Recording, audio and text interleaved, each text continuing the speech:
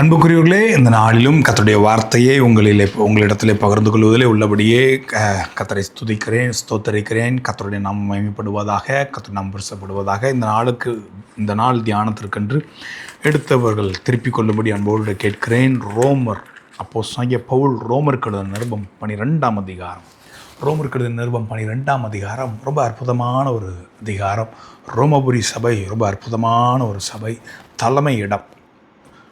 அது ஒரு தலைமை இடமாக இருந்தபடினாலே அந்த நாட்களில் எல்லா தரப்பு மக்களும் அங்கே இருந்தார்கள். ஆனால் அங்கே பவுல் ஒரு சில வார்த்தைகளை எழுத வேண்டியது மிகவும் அவசியமாக காணப்பட்டது. ரோமர் 12ஆம் அதிகாரம் 1ஆம் வசனத்தை நான் வாசிக்கிறேன்.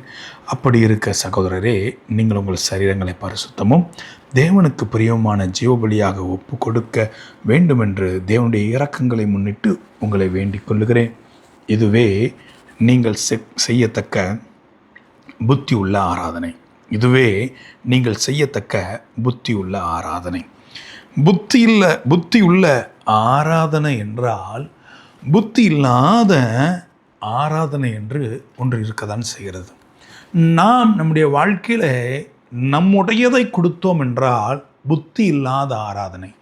நம்மையே தேவ சமூகத்தில் காணிக்கையாக வைப்போம் என்றால் புத்தி உள்ள ஆராதனை. வேதத்திலே பழைய ஏற்பாட்டிலே யாத்ராமத்தில் நம்ம வாசிக்கும்போது மோசேயை கர்த்தர் அழைத்து பார்வோனிடத்திலே கொண்டு போய் நிறுத்தி, அங்கே பார்வோனிடத்திலே மோசே தன்னுடைய ஜனங்களை விடுவிப்பதற்காக கர்த்தருடைய வார்த்தை அங்கே கூறும்போது ஒரு வார்த்தை சொல்கிறான், இன்னதை கொண்டு கர்த்தருக்கு ஆராதனை செய்வோம் என்பது எங்களுக்கு தெரியாது.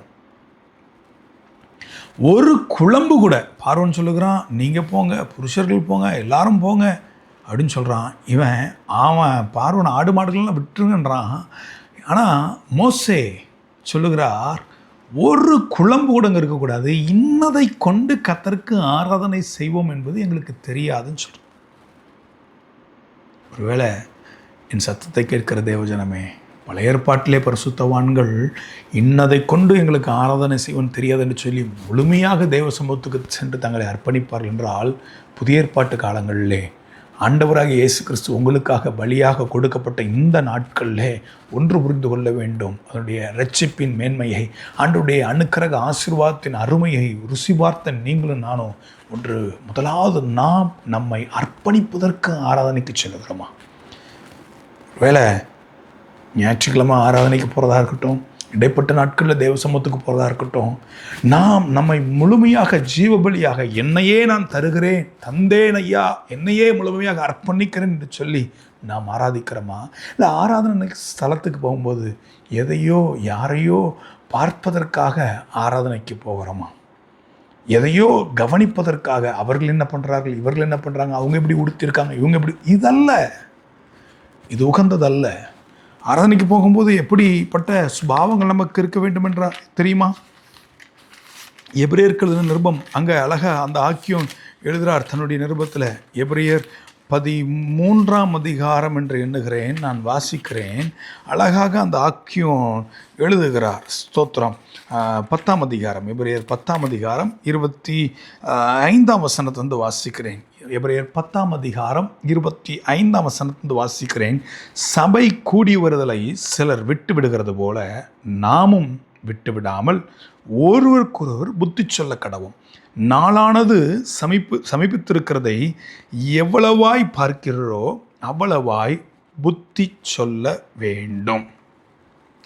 சபை கூடி வருகிறத நீங்கள் விட்டுறாதீங்கன்றார். ஆனால் எப்படி சபை கூட வேண்டும் என்று சொல்லி முந்தின வசனத்திலே அழுத்தமாக எழுதுகிறார். 24ஆம் வசனம், மேலும் அன்புக்கும் நற்கிரியைகளுக்கும் நாம் ஏவப்படும்படி ஒருவர் கவனித்து. ஆலயத்துக்கு போகிறோம், நம்மை பலியாக வைத்து ஆராதிப்பதற்கு, நம்மையே ஒப்பு கொடுப்பதற்கு, கர்த்தர் நினைத்தபடியே ஒப்பு கொடுப்பதற்கு நாம் அங்கே செல்கிறோம். ஆனால் அன்புக்கும் நற்கிரியைகளுக்கும் நாம் ஏவப்படும்படி அங்கு செல்லுகிறோமா?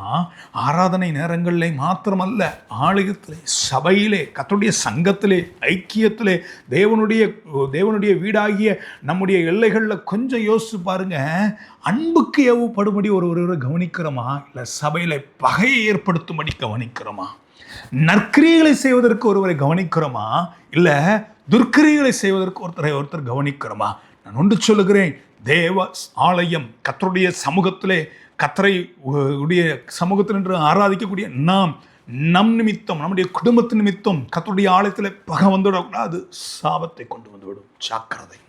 ஒரு எச்சரிப்பின் செய்தியாக நான் சொல்லுகிறேன், இந்த நாட்கள்ல நம் நிமித்தம் ஆலயத்துக்குள்ள துளி கூட பகை வந்துடக்கூடாது. அன்புக்கும் நற்கிரியைகளுக்கும் நாம் ஏவப்படும்படி ஒருவரை கவனித்துக்கொள்ளும். நாம் நம்மை ஜீவ பலியாக ஒப்பு கொடுப்பதற்கு ஆராதனைக்கு செல்கிறோம். மற்றவர்களை கவனிப்பதற்கோ, மற்றவர்களை ஸ்தோத்திரம் குறை கூறுவதற்கோ, மற்றவர்களை சுட்டி காட்டி அவர்களுடைய பிள்ளைகளை குத்தி குத்தி காட்டுகிற அனுபவங்களோ, இல்லை மற்றவர்களை ஏளனமாக பார்க்குற அனுபவங்களோ நம்முடைய வாழ்க்கையில் சபைக்குள்ளே வரக்கூடாது. எங்கேயுமே வாழ்க்கையில் வந்து விடக்கூடாது. எச்சரிப்போடு கூட சொல்லுகிறேன், இன்றைக்கு நம்முடைய வாழ்க்கையை அர்ப்பணிப்போம். இன்றைக்கு நம்முடைய வாழ்க்கையை ஒப்பு கொடுப்போம். புத்தி உள்ள ஆராதனை செய்வோம். தொடர்ந்து இதனுடைய தொடர்ச்சியை நாளை தினத்தில் பார்ப்போம். கண்களை மூடி ஜெபிப்போமா? கண்களை மூடுவோம். தகப்பனே, புத்தியுள்ள ஆராதனை செய்வதற்கு நாங்கள் எங்களை அர்ப்பணிக்கிறோம். எங்களையே பரிசுத்தமும் ஜீவபலியாக ஒப்பு கொடுத்து ஆராதிக்க, முழுமையாக எங்களை அர்ப்பணித்து ஆராதிக்க எங்கள் ஒவ்வொருவருக்கும் கிருபை தாங்க ராஜா. எங்கள் ஆலயத்தில் நாங்கள் கூடுகிற கர்த்தருடைய சபையில், ஐக்கியத்தில், ஜெபக்குழுவில் எங்கள் நிமித்தம் கலகம் வரக்கூடாது. எங்கள் நிமித்தம் பிளவுகள் வரக்கூடாது. கர்த்தர் உதவி செய்யுங்க. இயேசுவின் மூலம் பிதாவே. ஆமென், ஆமென், ஆமென்.